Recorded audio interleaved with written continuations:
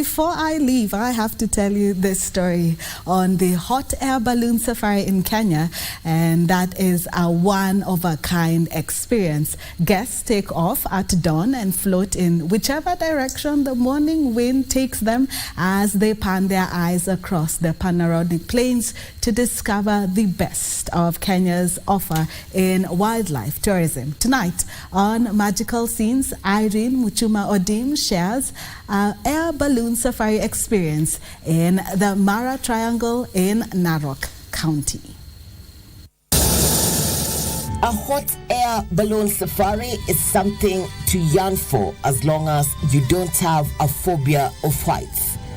This is the Mara Triangle, a destination adjacent to the Masai Mara National Reserve, and is also known for rich wildlife and vegetation besides the wildebeest migration spectacle. More than 1 million wildebeest have crossed the Mara River from varied points into the Masai Mara National Reserve from Tanzania's Serengeti National Park. Nevertheless, this team of visitors was at the Mara Triangle for a magical sky experience at dawn. The captain of the hot air balloon issues a brief to the passengers. You have to look straight, lean back. This is the correct position, okay? He talks to them about the expectations and challenges they may encounter up the skies. This is done as early as 5 a.m. Thereafter, you can serve yourself a hot drink depending on your choice ahead of the intended safari. It is one experiences at the Mara, outstanding experience, one that I'm doing for the first time with lots of expectations.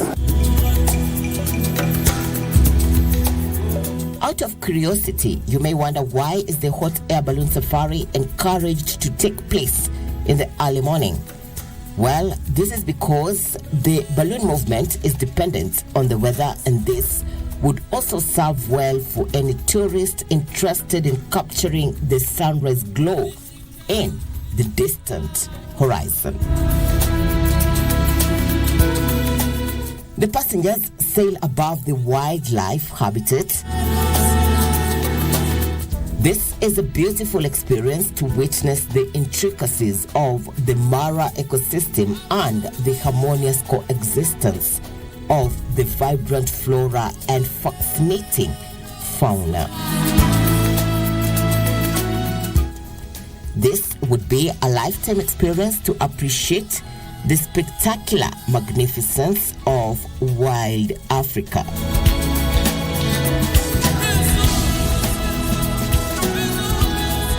The hot air balloon flight lasts approximately an hour and a half and is followed by breakfast at the location of the landing.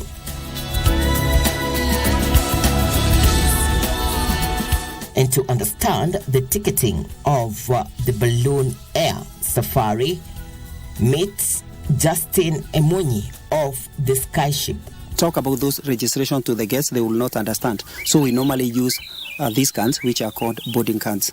If you can have a look at this can, this one, it is a rhino. It has got a rhino, a picture of a rhino.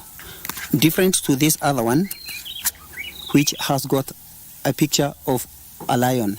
So when they come in the morning, we put them in different groups, and one group will give it a rhino, an elephant, or even a crocodile. We've got some others. So, and we'll call that group a crocodile or a lion. So when the pilot is going to fly, he will say, all my crocodiles to come here, all my lions to come here, all my elephants to come here. And it will be very easy for them to be classified. Justin goes further to explain how the captain of the hot air balloon knows of his landing spot even before he takes off. These are called pie balloons. They are used by the pilot to know the direction of the wind. Yeah. Now, I'll release one of them.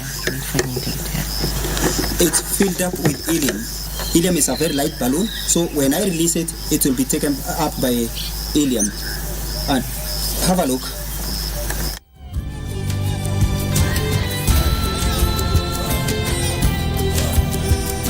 All said and done, a hot air balloon safari offer is available during both the high season in the tourism calendar as well as the low season.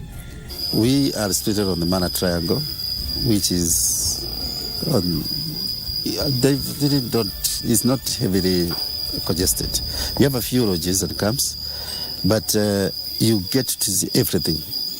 It is very easy to get the big five in a day. Not that they are like somewhere, but it's easy to get that, unlike the Greater Mara. Erin Mchuma Odem, multiple scenes at the Mara Triangle in the county of Narok.